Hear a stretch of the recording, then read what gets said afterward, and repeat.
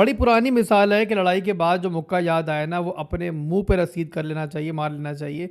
और ये जो मिसाल है इस टाइम ट्रम्प के ऊपर पूरी उतरती है। सीज़ फायर तो हो चुका है, बट उसके बाद से बार बार उसको बताना पड़ रहा है कि भाई मैं जीता हुआ हूँ और मेरा जो हैंड है वो ऊपर है, ईरान जो है वो हारा हुआ है।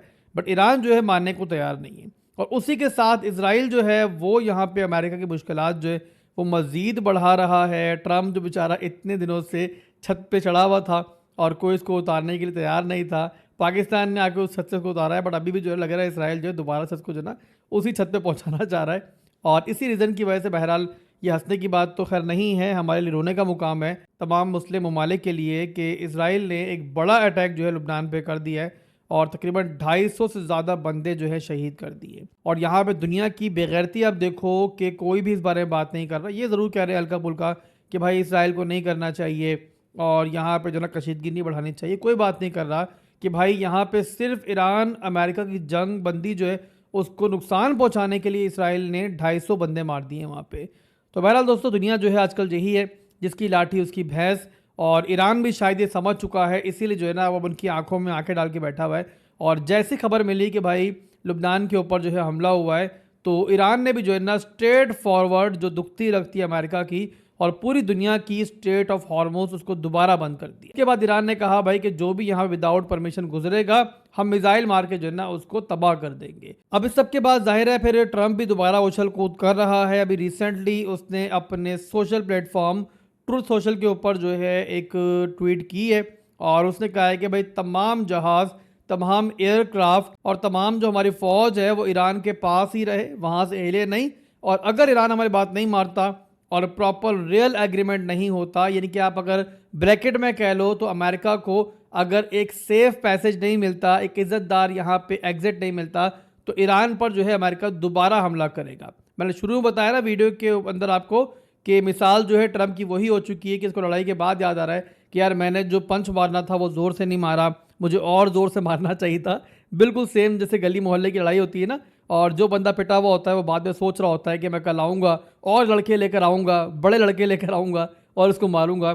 तो वही मिसाल जो है ट्रम्प अमेरिका की है और समझ में नहीं आ रहा उसको कि भाई यहाँ पे किस तरीके से वो अपनी इज्जत बचाए। बट इसी के साथ यहाँ पर एक पॉजिटिव चीज़ ये भी है कि इन सब के बावजूद इस्लामाबाद के अंदर ईरान और अमेरिका के अंदर जो मुज़ाकरात हैं वो होने जा रहे हैं और यहाँ पे अगर मुज़ाकरात होते रहते हैं और उस बीच में कोई बुरी खबर नहीं आती तो एक तरह से आप कह लो कि मार्केट भी जो है ना, फाइनेंशियल मार्केट जो है ना वेट थोड़ा करेंगी और किसी प्रॉपर न्यूज़ का वेट करेंगी। जो इर्द गिर्द पर नॉइज़ चल रही है इसको लेकर मार्केट हल्का फुल्का रिएक्ट तो करेगी और कर भी रही है। आपको दिख रहा होगा कि बिटकॉइन जो कि 73,000 का हाई लगा चुका था और एक तरह से हम कह लें कि रेजिस्टेंस को तोड़ने की ट्राई कर रहा था, दोबारा जो है अब रेजिस्टेंस एरिया के नीचे आके बैठ गया है। देखो ना अगर यहाँ पर, तो ये हमारा जो है मेजर सप्लाई जोन है और बिटकॉइन जो है दोबारा नीचे आके बैठा हुआ है। अगर तो प्रॉपरली एग्रीमेंट हो जाता है और उसके बाद स्ट्रेट ऑफ हॉर्मुज़ जो है वो कम्प्लीटली ओपन हो जाता है तो फिर ऑयल जो है वो मज़ीद गिरेगा और बिटकॉइन जो है आपको थोड़ा और पुश होता हुआ दिख सकता है।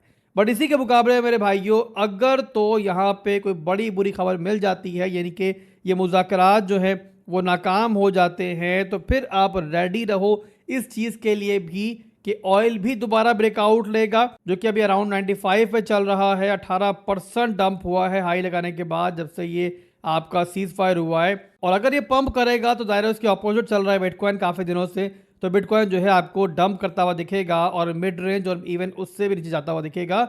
और इस बार अगर ये खबर मिल जाती है कि मुज़ाकरात जो है नाकाम हो गए हैं, दोबारा जंग स्टार्ट हो जाती है, तो बिटकॉइन के अंदर डंप और ऑयल के अंदर पंप जो है वो काफ़ी ज़बरदस्त होगा, काफ़ी तगड़ा होगा। तो ये बात आप जहन में रखना। और इन तमाम मामलात को देख कर ही जो है ना आप लोग इस टाइम कोई भी अपनी शॉर्ट टर्म की ट्रेड लो, कोई भी यहाँ पोजीशन ओपन करो। मैंने लास्ट वीडियो के अंदर चीज़ आपको एक्सप्लेन कर दी थी जब बिटकॉइन 73,000 पे चल रहा था कि यहाँ पर जो पंप चल रहा है टोटली यहाँ पे न्यूज़ बेस्ड पंप है, टोटली यहाँ पे फंडामेंटली ड्रिवन है।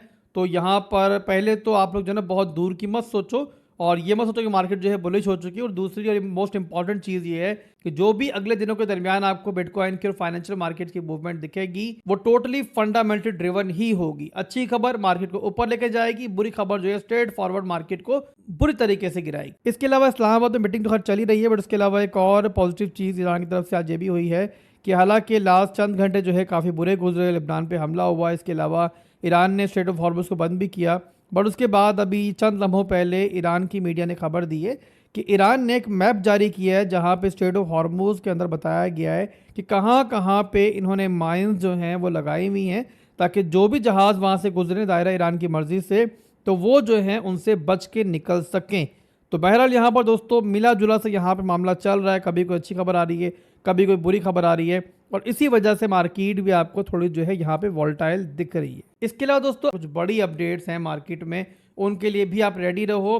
तकरीबन 1.5 घंटे के बाद ये अपडेट्स आना स्टार्ट होंगी, और इसकी वजह से भी आपको क्रिप्टो मार्केट जो है थोड़ी वॉल्टाइल दिख सकती है। और जो दोस्तों यहाँ पे अपडेट्स आ रही हैं, जो डेटाज आज रिलीज हो रहे हैं, वो हो रहे हैं 5:30 बजे से, और उसमें पहला तो है core PC price index data, और जो सीपी डेटा आना है, इसके अलावा final GDP price index data, unemployment claims आएंगे आज। तो आप लोग जो है इसके लिए रेडी रहो और थोड़ा सा जो है ना अपनी पोजीशंस को सिक्योर करके चलो।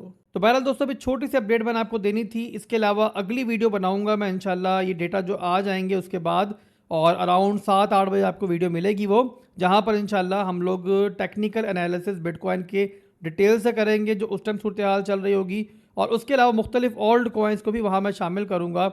और उसी के साथ मैं आप सब लोगों को कहूँगा भाई कि आप लोग फौरी तौर पर जो है ना मेरा जो इंस्टा का चैनल है वो ज्वाइन कर लो। जो शॉर्ट अपडेट्स हैं, छोटी अपडेट्स हैं, वो वहाँ पे आपको मिलती रहेंगी। लिंक जो है वीडियो की डिस्क्रिप्शन में मौजूद है, और आने वाला दिन जो है बहुत इंपॉर्टेंट है, तो आपको छोटी से छोटी अपडेट भी जो है इस टाइम मिस नहीं करनी चाहिए। मिलते हैं इंशाल्लाह बहुत जल्द एक नई वीडियो के साथ। दुआ में याद रखिएगा। अल्लाह हाफिज़।